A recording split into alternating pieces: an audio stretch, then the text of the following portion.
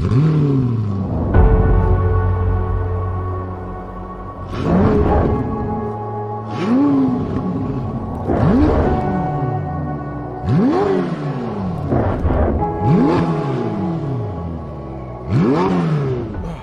right, good morning. My apologies, because this is long overdue, but had some challenges. It just took me a little while to overcome some technical challenges. So this video is inspired by a young man who stopped me one day to just ask, what does it take to be successful? Honestly, I was humbled by it, just because it's like, wow, strangers asking me about my life, my perspective, and what it takes to get to this point in life of being able to have the car.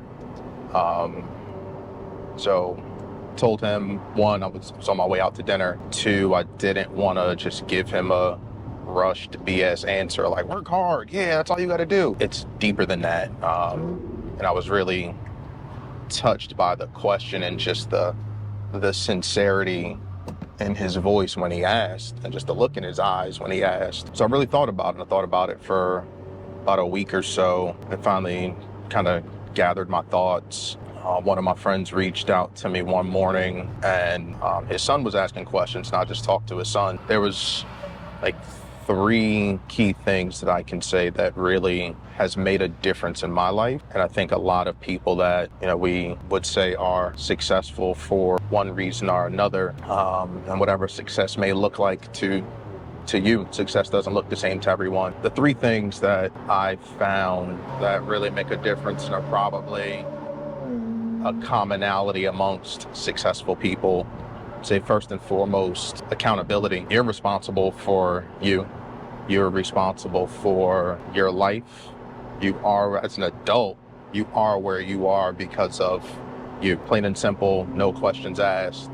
Comes a point in time where, when you're young, you can say, my parents this, my parents that, product of my environment. Cool, I get it. Don't come from the greatest of backgrounds, don't come from the worst background. Product of a teenage mother. Family was living in the projects, been on Section 8, been on food stamps, right? Then been there, done that, seen it all. As an adult, it's up to you to be accountable for you. You want to get in shape? Get up, get in the gym, get your day started.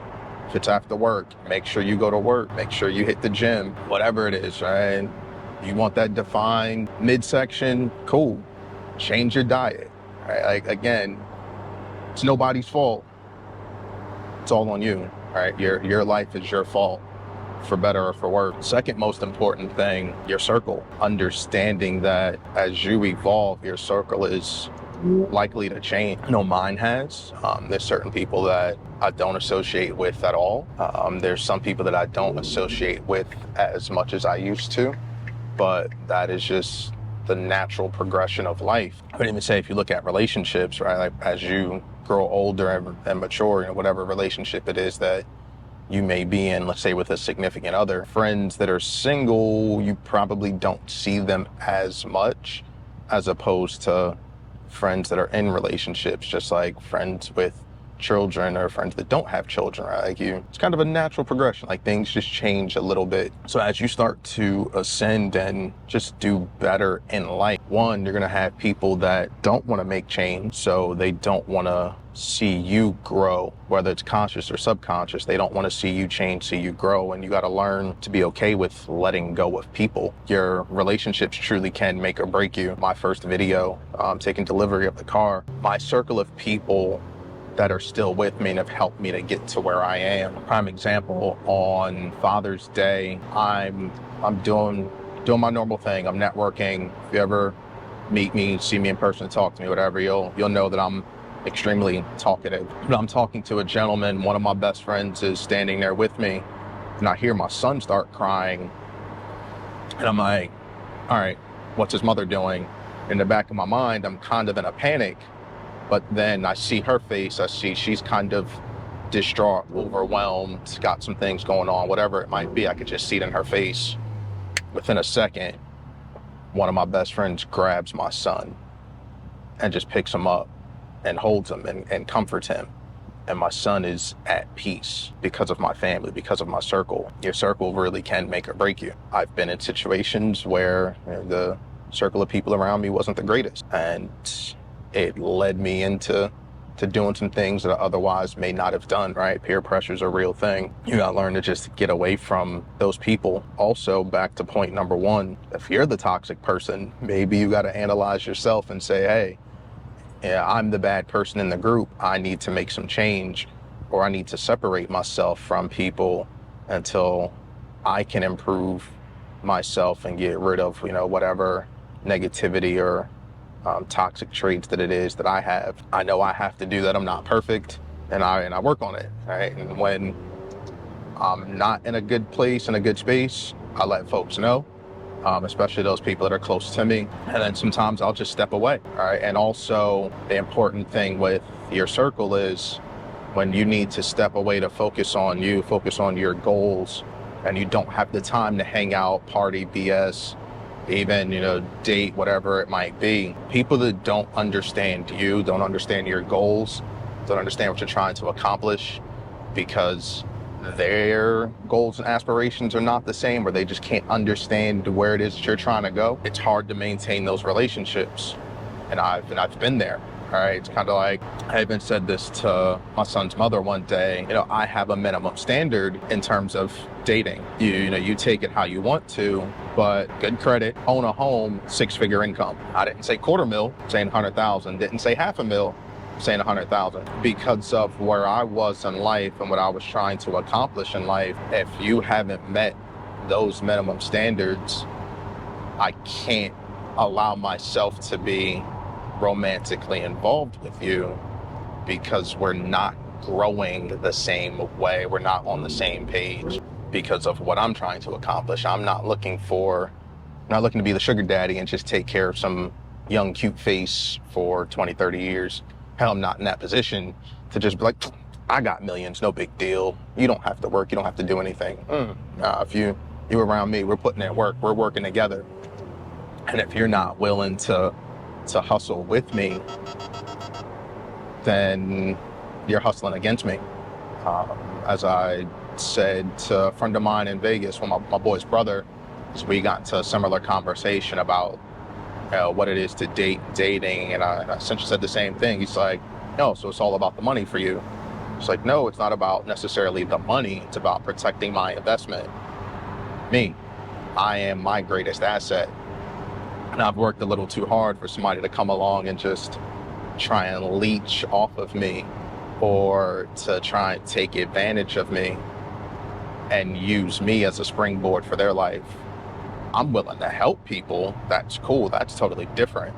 But if I have to reach back, way back, to try and pull you along and teach you and show you, I'm no longer leading. I'm no longer looking forward. One of the greatest lines I've ever heard: when you're sailing on a ship, why are you looking back behind you? That's not the way that you're going.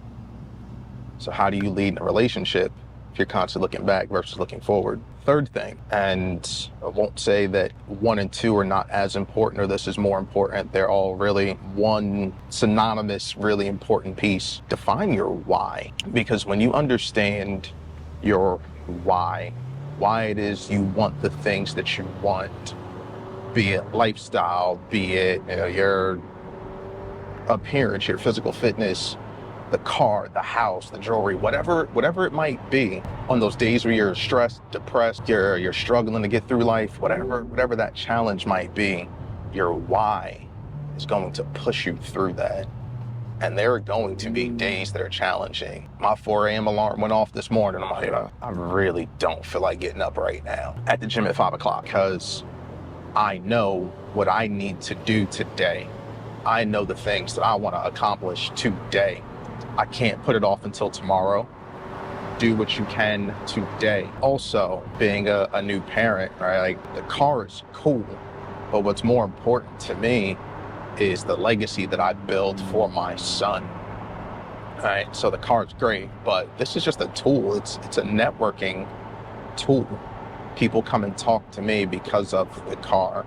All right, this has opened so many doors. My network has expanded beyond, what I could ever have imagined, to be in positions where folks start talking about hundreds of millions of dollars. I wasn't really involved in those conversations on a regular basis. until this thing, right? So why did I buy the car? Because I knew that it was going to open doors. I just didn't realize the doors that it would open, the spaces and places that I find myself in, the people that I see myself surrounded by, right? That's part of why I bought this. That network will help me to build the legacy for my child and build the legacy for my family for generations to come. Start talking about generational wealth. Surround yourself with people that understand and practice and live and breathe that. It's, I think, one of the greatest lessons that I've learned over the last couple of years, being around very well-to-do people. It's not that folks with money are selfish, ignorant, rude. Like, they don't have to fit that stereotype, but they are protective, right? Because you want to protect your family. You also want to protect your investment.